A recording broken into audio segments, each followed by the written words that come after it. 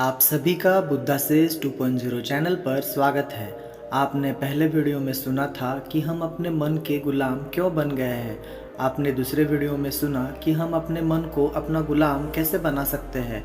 अब हम तीसरे वीडियो में जानेंगे कि अपने मन को कैसे समझें। दोस्तों, इस कहानी में आप जानेंगे कि अपने मन को समझने और उसे रूपांतरित करने के 6 महत्वपूर्ण चरण क्या है। तो सबसे पहले जानते हैं कि अपने मन को कैसे समझें। दोस्तों, एक बार एक व्यक्ति बुद्ध के पास आता है और उनसे पूछता है कि बुद्ध, अपने मन को काबू में करने और उसे समझने का पहला चरण क्या है और हम कहाँ से शुरुआत करें कि हमारा मन हमारे वश में आ जाए।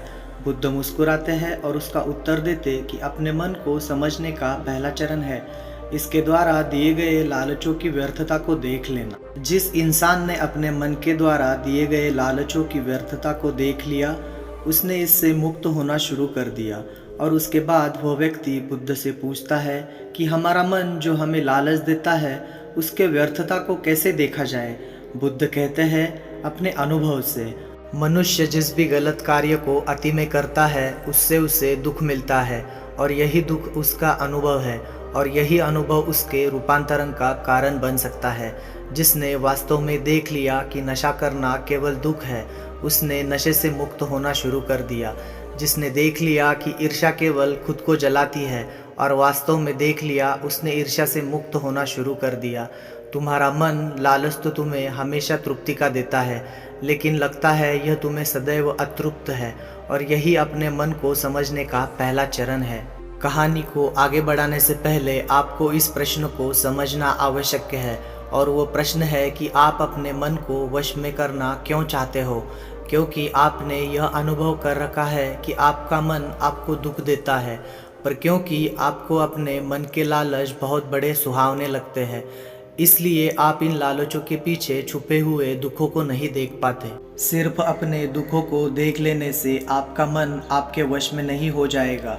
उसके लिए आपको दूसरा चरण क्या है यह समझना होगा। वह व्यक्ति बुद्ध से पूछता है कि बुद्ध, यदि कोई व्यक्ति यह जानता है कि उसके मन के लालचों के कारण उसके जीवन में दुख है, तो क्या इसका अर्थ यह है कि वो व्यक्ति पहले चरण पर है, और यदि वह व्यक्ति पहले चरण पर है तो दूसरे चरण पर कैसे जाएगा। बुद्ध कहते हैं कि उस व्यक्ति की खोज पर हमें निकलना होगा, किसी ऐसे व्यक्ति की खोज पर जो अपने मन से मुक्त हो चुका है और जिसने अपने मन को जान लिया है, क्योंकि तुम्हारा मार्गदर्शन वही कर सकता है जो उस जगह पर पहुंचा हुआ है और जहां तुम जाना चाहते हो। दोस्तों, यहाँ पर एक बात समझनी आवश्यक है कि खोज पर निकलने का अर्थ यह नहीं है कि आप सन्यासी बन जाए, बल्कि खोज पर निकलने का अर्थ यह है कि कोई ऐसा व्यक्ति खोजना जो आपका मार्गदर्शन कर सके। अब यहाँ पर प्रश्न यह उठता है कि ऐसे व्यक्ति को कहाँ पर खोजें, क्योंकि आस पड़ोस में तो सभी लोग अशांत भरे पड़े हुए हैं। तो इस प्रश्न का उत्तर है कि आप ऐसे व्यक्ति को आस पड़ोस में मत खोजिए, बल्कि इंटरनेट पर खोजिए, क्योंकि इंटरनेट आपको पूरी दुनिया से जोड़ता है। दोस्तों, मैं और आप इस इंटरनेट के बदौलत ही जुड़े हुए हैं। अगर इंटरनेट नहीं होता तो क्या आप मेरे इस कहानी को सुन पाते।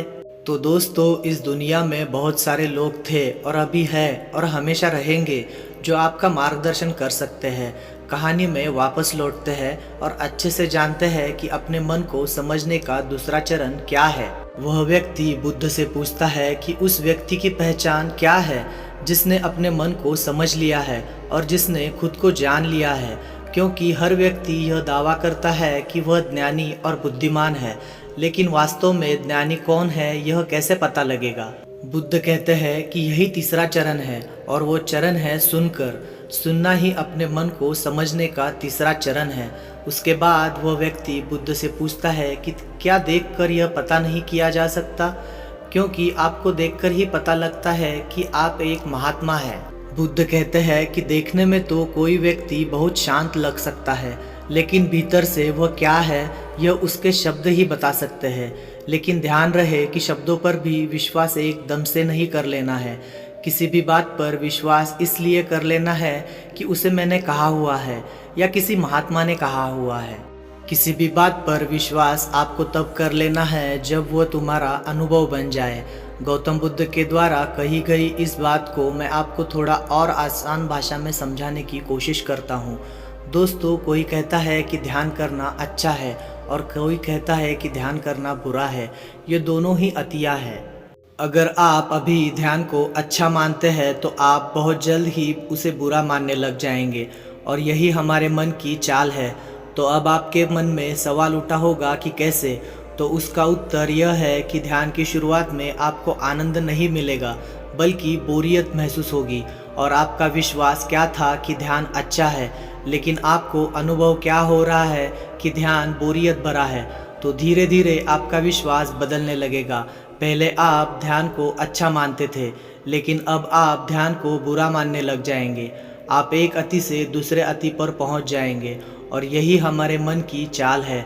हमारा मन हमें अतियों में ही भटकाता रहता है और अगर आप ध्यान को बुरा मानते हैं तो आप कभी भी ध्यान करेंगे ही नहीं।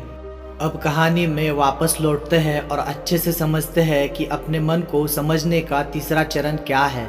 बुद्ध कहते हैं कि किसी भी बात पर विश्वास तब तक नहीं करना है जब तक वह तुम्हारे विवेक की कसौटी पर खरी नहीं उतर जाए, और इसके लिए कर्म करना आवश्यक है और कर्म ही अपने मन को समझने का चौथा चरण है।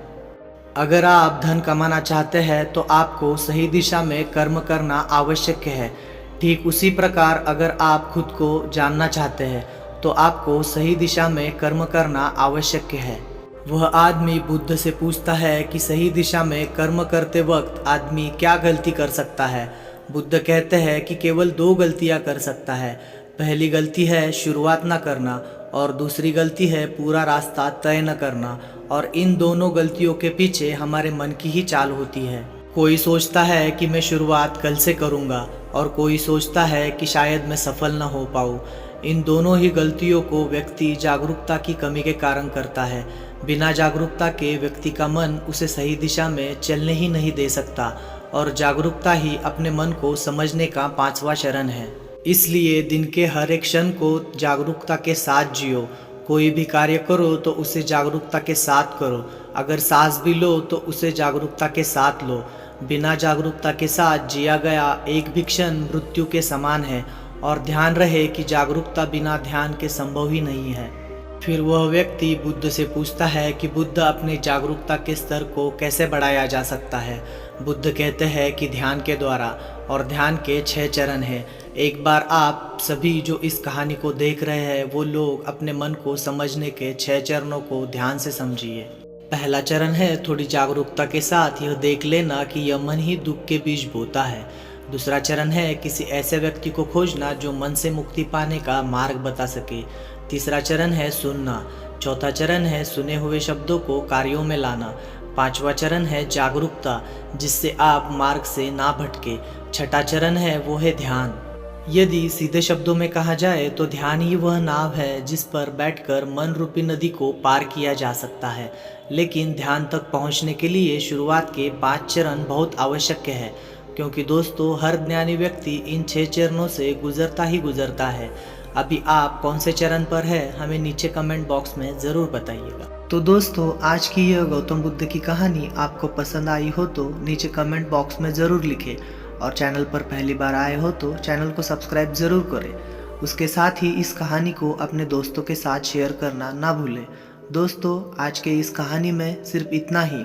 दोस्तों हम आपसे फिर से मिलेंगे ऐसे ही एक लाइफ चेंजिंग वीडियो के साथ। तब तक के लिए आप जहाँ भी रहिए खुश रहिए और खुशियाँ बांटते रहिए। तब तक के लिए धन्यवाद।